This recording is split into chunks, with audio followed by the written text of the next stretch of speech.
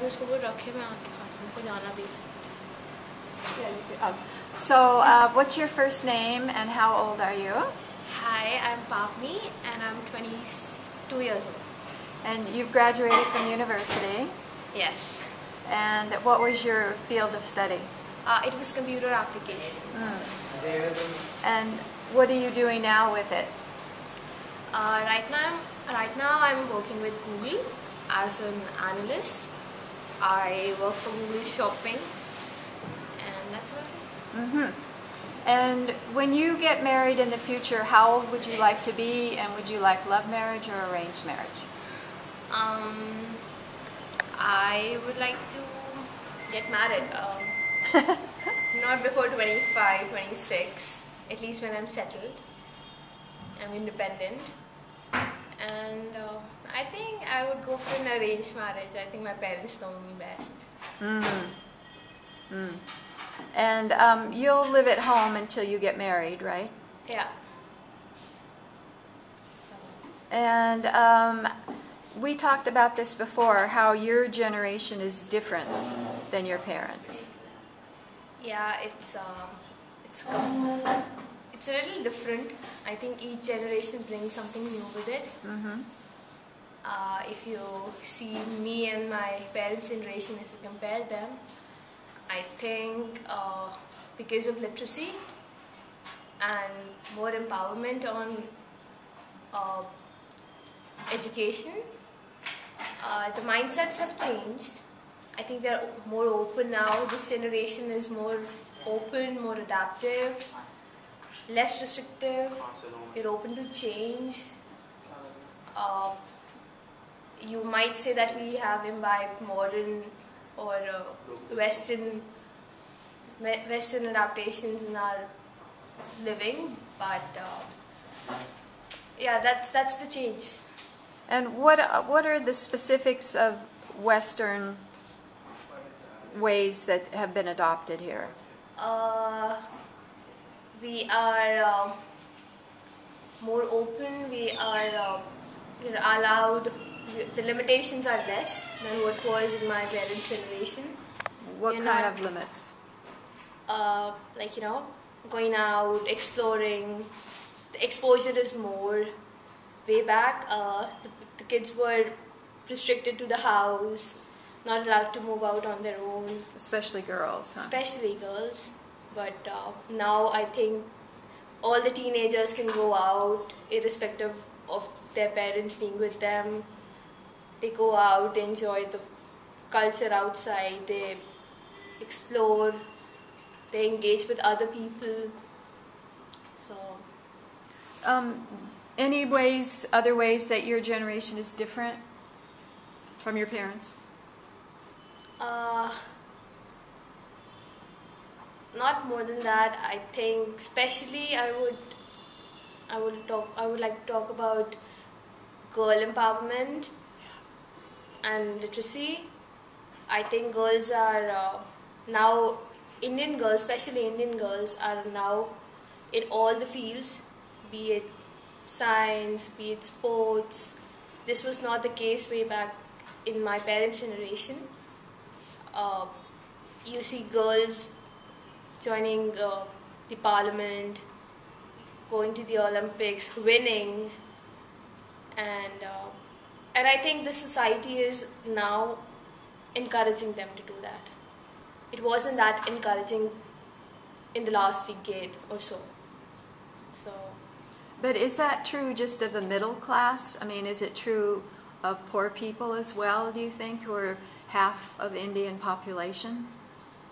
It's there in the middle class and even in the lower class, if you would like to call them. But even in the rural areas, I think because of the girls being literate now, they know their rights. The people in the villages, they are more encouraging to make their children study, especially the girls. They now want to spend all that money they have to make their children educated, be it the girls or the boys. So I think eventually all that counts is how educated you are. So things are changing. Things are changing even in the villages, even in the cities, and it's for good. But if a family is poor and it costs money to go to school, they're going to send their boys because their boys will stay with them. They're not going to send their girls because the girls go to another family. Is that right? That's right, but like I said, it's changing. The mindset is changing now. How do you know? How do you know it's changing in the village? We have helps who come and help us in our families, and they are more interested to educate their children. Like for instance, we have a housemaid that comes up to help my mom with things at home. She has 2 daughters, and she wants to educate both of them. Both of them go to school. We encourage her. Sometimes she would come up when she's short of money and all that, I'm gonna take my girls out of school. So we tell them, no, don't do that. And then with a little bit of counseling, she's more encouraging to send them to school and get them educated. So I'm not clear how much it costs to send to a government school. Are there fees like for textbooks and uniforms and tuition, or what? In the cities, it's pretty costly, but for government schools, I don't think it's that costly. Plus, the government is now providing them with midday meal schools. They provide the meals in school, so they don't have to worry about the food. They give them proper nutrition, and I think they take care of the books at very subsidized rates and all. And the tuition fees is pretty less. I think these people who are from poor families, they can at least afford to send their kids to school. It's not that much. If they can spend to buy a television, I'm sure they can take out money to send their kids to school. Because even if you go to a village, it doesn't seem like a village anymore. They have a refrigerator, they have a fridge at home, so I think they can afford all that. So in the surveys from Indian youth, almost everybody talked about corruption. And so I wonder if you think your generation will do something to change that when you have power, or if corruption is just so established that there's no hope. In India, it's very much established. So even the meager steps, I don't know how long will it take to completely eradicate it. But there are youth campaigns and societies who have motions against corruption. There are other means of empowering the society to move against it. There's Facebook, there's phone, text messages, there are emails, there are public interest litigations. All of them, I think everybody is putting some of their bit, some of their time in helping to eradicate it and make people aware that it exists, and we have to stop it. We have to push against it, and people are doing it. I think the young generation, including me, we would not pay these politicians or bureaucrats money to have our things done. I think we know our rights, and we would know that we don't need to pay them to get things work and get things in order. So everybody's becoming more aware now. So you're hopeful. Yes. Your family is Hindu, and what does that personally mean to you? Do you believe in karma and reincarnation? Do you have deities that you personally pray to, or what does it mean personally? Yes, I believe in karma, and I'm a Hindu, but I also believe in all the other religions. That's the values we've been brought up with. As much as I believe in Lord Krishna, I would like to believe in Guru Granth Sahib or the Jesus or any other religion. I think I'm open to all the values from all the religions. And yes, we have deities we pray to. I think God is something. It's a power, and you don't have to be God fearing. You just have to be God loving. So that's my kind of God. So your parents kind of take care of your shrine, the deities in the shrine in the morning and the evening. Yeah. Do you do that kind of practice as well? My parents are a little more religiously inclined. I don't do all that, but sometimes yes. I'm not that regular with going to the temples. Once in a year, your brother says. No, I do go there. I'm not into fasting and all that, but sometimes I do it because when I do it when I feel like there's no foundations, and my parents say that you need to understand yourself. They're not gonna push me to do anything. It's my own understanding. So do you think of yourself as spiritual? Not much. Hmm.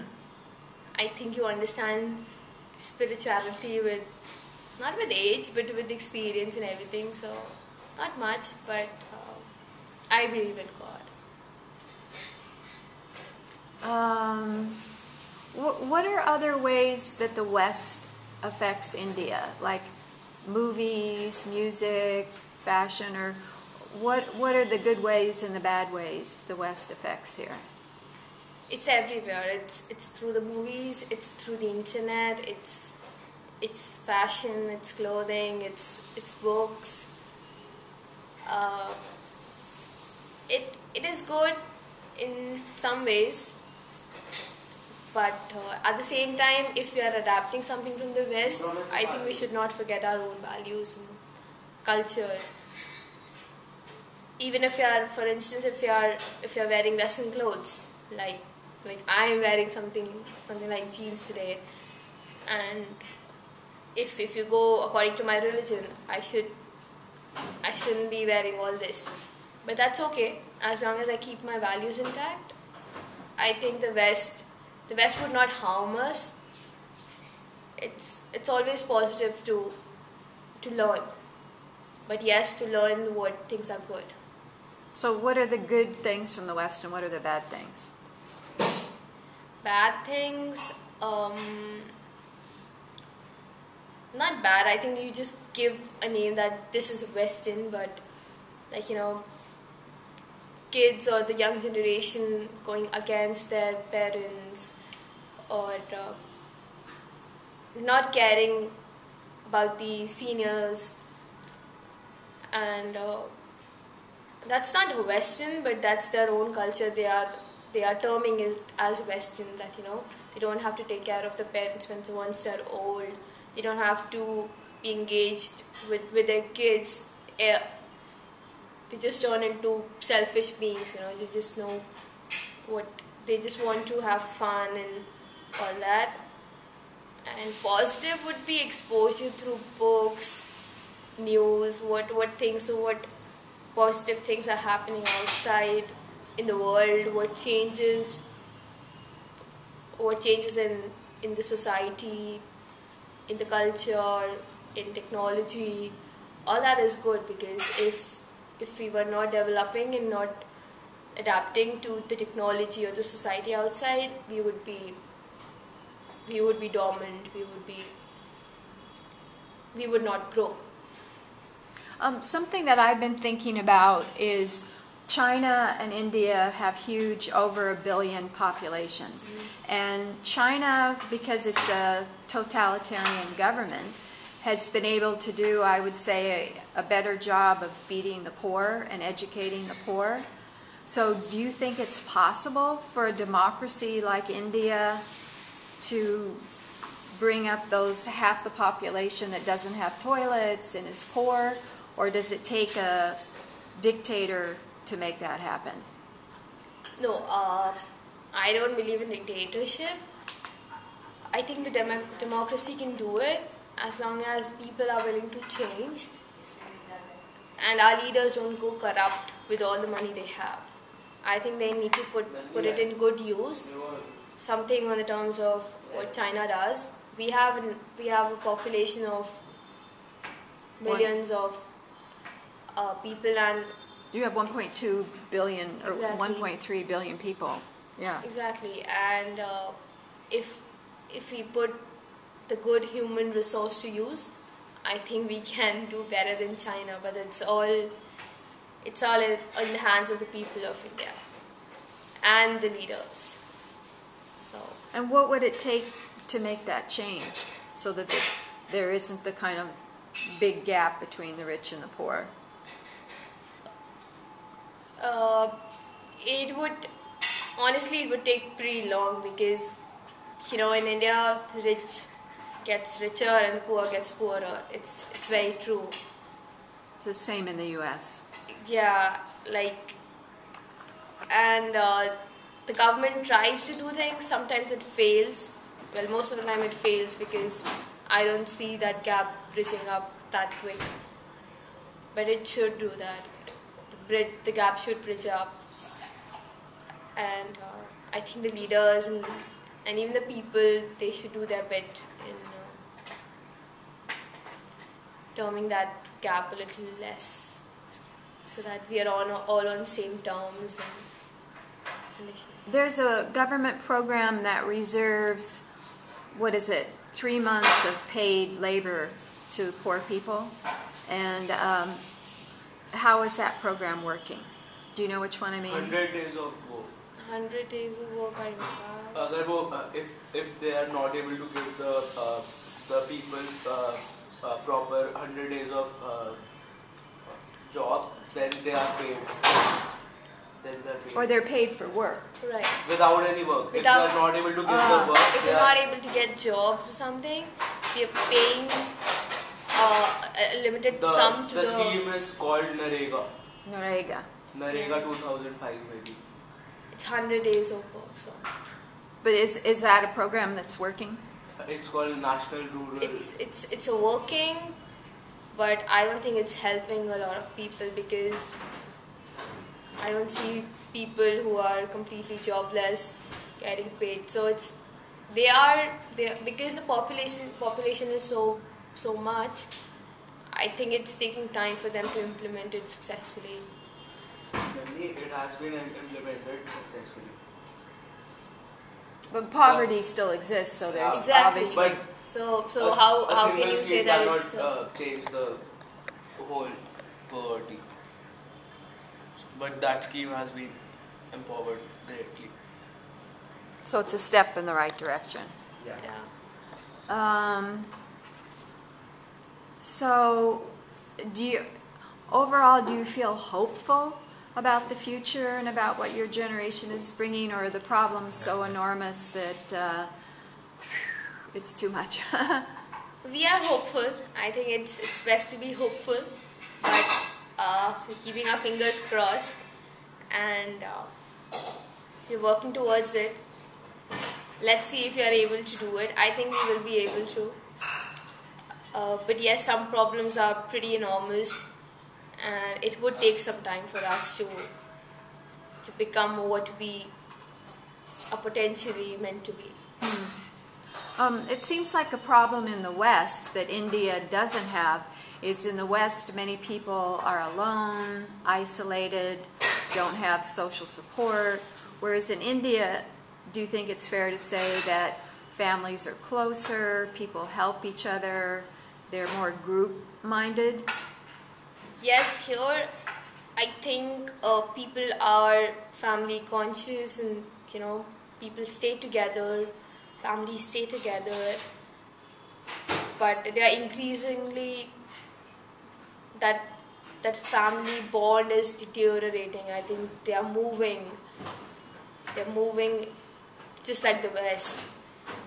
People here, like youngsters, some of them just want to stay alone. They don't care about their families anymore. So it was good that all of us used to stay together. There was this bond, even in diversity, all religions, all castes, everybody was strongly bonded. We still are, but some of them, or a little percentage, is moving away. they don't believe in all that. But we are trying to keep it strong, so that, because it's a plus point. It's a plus point that we stay grounded and we stay together. So it always works that way. So we are trying to keep that strong going. A small thing is like a tuk-tuk driver would wait with me until I met my friend who's the teacher, and not just go off. Whereas in the U.S., the driver would have dropped you off, got the money, gone. But they would wait and make sure that I connected with my teacher. Like I said, all kinds of people are here in India. You had a good experience with that auto driver staying with you. We also hear of instances when the auto driver would take that foreigner, or take even us, if you're new to the city, just about everywhere, and charge thrice the money. So it's just about experience, and I think there are a lot of good people, and the others, they are not bad, but maybe they have some kind of some reason behind them not being good to others. Or they're hungry. The family's hungry. Maybe they're in dire need of money or something like that, because nobody would like to cheat someone or something like that. But yes, there are a lot of good people. We believe that, we believe in something like the guests are God. So we all, if you are the guest of the country, you are our guest as well. We have a little saying in Hindi, Atithi Devo Bhava. So that means the guest is your God. So we treat them like God, and we don't want to go back with a bad experience. So we try our best that, we serve you well. That's certainly been my experience. So when you get married, would you like to live with your family, his family, or your own place? With his family, definitely, because that's our tradition. When we get married, we live with the boy's parents and his family. I've read that sometimes it's difficult for the new bride, because the son and the mother have such a strong bond, and the mother wants to keep her control. So it's hard for the daughter-in-law to have a voice in that family. It might happen in some families. Every girl, when she moves to a new family, would have a little problems adjusting. But that's what we've been seeing in our families, and that's what we've learned, that we need to adjust if things are not going our way. But most of the families, they're very welcoming to the new bride. They welcome the new bride just like their daughter. Like if my brothers get married, my mom would definitely welcome them just like she would treat me.